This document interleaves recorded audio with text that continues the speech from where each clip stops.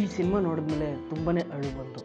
ಅದನ್ನ ಎಕ್ಸ್‌ಪ್ರೆಸ್ ಮಾಡೋದಕ್ಕೂ ಆಗ್ತಾ ಇಲ್ಲ ನನ್ನ ಕೈಯಲ್ಲಿ, ಅಷ್ಟು ಅಳು ಬಂದೇ ಬರ್ತದೆ. ವಿಜಯ್ ಸೇತುಪತಿ ಅವರ 50ನೇ ಸಿನಿಮಾ ಇದು, ಮಹಾರಾಜ. ಈ ಸಿನಿಮಾದಲ್ಲಿ ಇವನು ಬಡವನಾಗಿದ್ರು ಕೂಡ ಮಹಾರಾಜನೇ, ನೆಕ್ಸ್ಟ್ ಲೆವೆಲ್ ಮಹಾರಾಜ. ಪ್ರಾಪರ್ ಆಗಿ ಈ ಸ್ಟೋರಿನ ಎಕ್ಸ್ಪ್ಲೋರ್ ಮಾಡಿರೋಂತ ಸ್ಟೈಲು ತುಂಬಾನೇ ಇಷ್ಟ ಆಗುತ್ತೆ ಈ ಸಿನಿಮಾದಲ್ಲಿ. ಈ ಸಿನಿಮಾಗೆ ಅವಾರ್ಡ್ ಕೂಡ ಸಿಗಬೇಕು ಅನ್ನೋದು ನನ್ನ ಒಪಿನಿಯನ್. ಯಾಕಂದ್ರೆ ಆ ಲೆವೆಲ್ ಅಲ್ಲಿ ಎಮೋಷನ್ ಜೊತೆ ಬಿಲ್ಡ್ ಮಾಡಿ ಕೊಟ್ಟಿರುವಂತ ಸಿನಿಮಾ ಇದು. ಡೆಫಿನೆಟ್ಲಿ ಮಹಾರಾಜ ಸಿನಿಮಾ ನಿಮ್ಮ ದಿಲ್ ನ ಕದಿಯೋದ್ರಲ್ಲಿ ಡೌಟೇ ಇಲ್ಲ. ಸ್ಟೋರಿ ಓಪನಿಂಗ್ ಅಲ್ಲಿ ಇದೇನ್ ಕನ್ಫ್ಯೂಷನ್ಸ್, ಏನ್ ಇಷ್ಟು ಸಣ್ಣ ಮ್ಯಾಟ್ರಿಗೆ ಇಷ್ಟು ದೊಡ್ಡ ಕಂಪ್ಲೇಂಟ್, ಇಷ್ಟೊಂದೆಲ್ಲ ದೊಡ್ಡ ರಾಮಾಯಣ ಬೇಕಾ ಅಂತ ಅನ್ಸೋದ್ರಲ್ಲಿ ಡೌಟ್ ಇಲ್ಲ. ಬಿಕಾಸ್ ಆ ಒಂದು ಕಸದ ಬೊಟ್ಟಿಗೆ ಅಷ್ಟೊಂದು ವ್ಯಾಲ್ಯೂ ಇದೆ ಅಂತ ಇಂಟರ್ವಲ್ ಬರೋದಕ್ಕಿಂತ ಮುಂಚೆನೆ ಗೊತ್ತಾಗ್ಬಿಡ್ತದೆ. ಅದೇ ಟೈಮ್ಗೆ ನಿಮ್ಗೆ ಅಳು ಬರ್ಸೋದು. ಸಿನಿಮಾದ ಬ್ಯಾಕ್ ಗ್ರೌಂಡ್ ಮ್ಯೂಸಿಕ್ ತುಂಬಾನೇ ಚೆನ್ನಾಗಿತ್ತು, ಫೀಲಿಂಗ್ಸ್ ಜೊತೆ ಬಿಲ್ಡ್ ಆಗ್ತಾ ಹೋಗ್ತಾ ಇತ್ತು. ಯಾರಿರ್ಬಹುದು ಅಂತ ನೋಡಿದಾಗ ನಮ್ಮ ಅಂಜನಿ ಸರ್ ಅಂತ ಗೊತ್ತಾದ್ಮೇಲೆ ಓ ಮೈ ಗಾಡ್, ಪರವಾಗಿಲ್ಲ, ಒಳ್ಳೊಳ್ಳೆ ಆಕ್ಟರ್ ಗಳನ್ನ ಹಾಕೊಂಡು ಸರಿಯಾಗಿ ಚೆಚ್ಚಿ ಬಿಸಾಕಿದ್ದಾರೆ ಅಂತ ಫೀಲ್ ಆಗ್ತಾ ಇತ್ತು. ಸಿನಿಮಾದ ಮೈನ್ ವಿಲನ್ ಆಗಿ ಅನುರಾಗ್ ಕಶ್ಯಪ್ ಅವರು ಆಕ್ಟ್ ಮಾಡಿದ್ದಾರೆ. ಇವ್ರನ್ನ ಮೀಟ್ ಮಾಡೋದಕ್ಕೆ ಹೋದ್ರೆ 20 ಲಕ್ಷ ತಗೊಂಡು ಹೋಗ್ಬೇಕಾಗುತ್ತೆ. ಇವ್ರನ್ನ ಈ ಸಿನಿಮಾದಲ್ಲಿ ಮೈನ್ ವಿಲನ್ ಆಗಿ ತಗೊಂಡು ಬಿಗ್ ಬ್ಯಾಂಗ್ ನ ಬಾರಿಸ್ಬಿಟ್ಟಿದ್ದಾರೆ. ಅದೇ ಹೇಳಿದ್ನಲ್ಲ,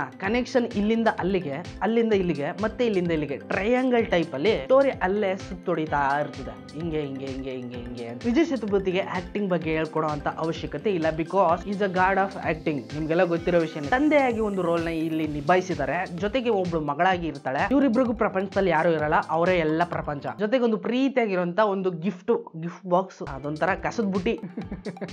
ಪೊಲೀಸ್ ಸ್ಟೇಷನ್ಗೆ ಹೋಗ್ಬಿಟ್ಟು ದೊಡ್ಡ ರಾಂದ ಅಂತಾನೆ ಮಾಡ್ಬಿಡ್ತಾರೆ ಆ ಕಸದ ಬುಟ್ಟಿ ವಿಷಯಕ್ಕೋಸ್ಕರ. ಇದೊಂದು ಸಣ್ಣ ಮ್ಯಾಟ್ರಿಗೆ ಇಷ್ಟೊಂದೆಲ್ಲ ಬಿಲ್ಡಪ್ ತಗೊಳ್ಳೋ ಅಂತ ಅವಶ್ಯಕತೆ ಇರ್ಲಿಲ್ಲ ಅಂತ ಅನ್ಕೋತಾ ಇರ್ಬೇಕಾದ್ರೆ ಸಡನ್ ಆಗಿ ಈ ಬ್ಯಾಕ್ ಲಾಕ್ ಸ್ಟೋರಿ ಒಳಗಡೆ ಇನ್ನೊಂದು ಸ್ಟೋರಿನೇ ಓದ್ಕೊಂಡಿದೆ ಅಂತ ಗೊತ್ತಾದಾಗ ಇಂಟರ್ವಲ್ ಟೈಮ್ಗೆ ಕರೆಕ್ಟ್ ಆಗಿ ಅದನ್ನ ಎಕ್ಸ್ಪ್ಲೋರ್ ಮಾಡ್ತಾರೆ. ಬೈ ಡೆಫಿನೆಟ್ಲಿ ಖರ್ಚಿಗೆ ತಗೊಂಡು ಹೋಗೋದು ಒಳ್ಳೇದು. ಬೇಸಿಕಲಿ ಇದೊಂದು ಆಕ್ಷನ್ ಡ್ರಾಮಾ ಜೊತೆಗೆ ರಿವೆಂಜ್ ಸ್ಟೋರಿನೂ ಕೂಡ ಹೌದು. ಇವರದ್ದೇ ಆದ ಪ್ರಪಂಚದಲ್ಲಿ ಇವರು ಹ್ಯಾಪಿ ಆಗಿರ್ಬೇಕಾದ್ರೆ ಸಡನ್ ಆಗಿ ಒಂದು ಕಸದ ಬುಟ್ಟಿ ಕಿಡ್ನಾಪ್ ಆಗೋಗುತ್ತೆ. ಯಾರೋ ಬಂದು ಕಳ್ತನ ಮಾಡ್ಕೊಂಡು ಓಡಾಕ್ತಾರೆ ಕಸದ ಬುಟ್ಟಿನ. ಆ ಬುಟ್ಟಿನ ಹುಡ್ಕೊಂಡು ಹೋಗೋದಕ್ಕೆ ಪೊಲೀಸ್ ಸ್ಟೇಷನ್ ಹೋಗಿ ಕಂಪ್ಲೇಂಟ್ ಕೊಡ್ತಾರೆ. ಎನಿ ಟೈಮ್ ಲಾಂಗ್ ಟೈಮ್ ವರ್ಗು ಕೂಡ ಕೊಡ್ತಾನೆ ಇರ್ತಾರೆ. ಆ ಕಸದ ಬುಟ್ಟಿ ಹಿಂದ್ಗಡೆ ಒಂದು ದೊಡ್ಡ ಸ್ಟೋರಿನೇ ಓದ್ಕೊಂಡಿರ್ತದೆ. ಅದನ್ನ ಎಕ್ಸ್ಪ್ಲೋರ್ ಮಾಡಿದ್ದಾರೆ. ಅದನ್ನ ನೀವು ಸಿನಿಮಾಗೆ ಹೋಗ್ಬಿಟ್ಟೆ ನೋಡ್ಬೇಕು. ಯಾಕಂದ್ರೆ ಸಿನಿಮಾ ಆ ಲೆವೆಲ್ ಅಲ್ಲಿ ಇದೆ. ಬೆಸ್ಟ್ ಸಿನಿಮಾ ಯಾವ್ದಪ್ಪ 2024 ಅಲ್ಲಿ ಅಂದ್ರೆ ಈ ಮಹಾರಾಜ ಸಿನಿಮಾನೆ. ತನ್ನ ಮಗಳು ಸ್ಕೂಲಲ್ಲಿ ಚೆನ್ನಾಗಿ ಓದ್ದೆ ಹೋದ್ರು ಕೂಡ ಅನ್ಎಜುಕೇಟೆಡ್ ಏನು ಆಗೋದಿಲ್ಲ. ದೊಡ್ಡ ಸ್ಪೋರ್ಟ್ಸ್ ವಿಮೆನ್ ಆಗ್ಬೇಕು ಅಂತ ಪ್ಲಾನ್ ಹಾಕೋತಾಳೆ. ಅದಕ್ಕೆ ಅವ್ರ ಅಪ್ಪ ಫುಲ್ ಸಪೋರ್ಟ್. ಶೂ ಬೇಕಾ ತಗೋ, ಚಪ್ಪಲಿ ಬೇಕಾ ತಗೋ, ಸಾಕ್ಸ್ ಬೇಕಾ ತಗೋ, ಏನ್ ಬೇಕಾ ತಗೋ, ನಾನ್ ಸಪೋರ್ಟ್ ಮಾಡ್ತೀನಿ ಅಂತ ಅವ್ರ ಅಪ್ಪ. ಫಸ್ಟ್ ಹಾಫ್ ನನ್ಗೆ ಯಾವ ರೀತಿ ಬೇಜಾರ್ ಮಾಡ್ತಾ ಇತ್ತು ಅಂದ್ರೆ, ಇದೊಂದು ಸಣ್ಣ ಮ್ಯಾಟರ್ಗೆ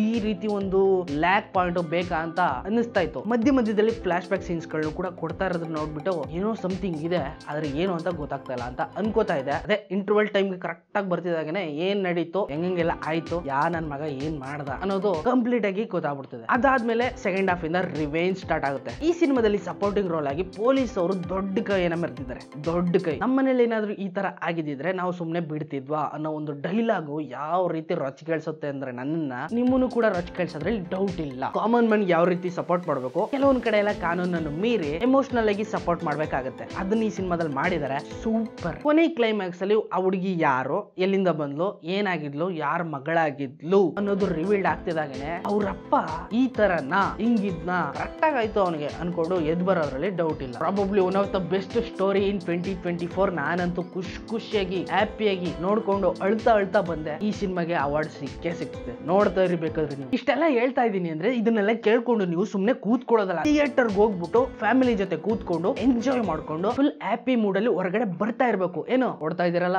ಓಕೆ, ಟಾಟಾ.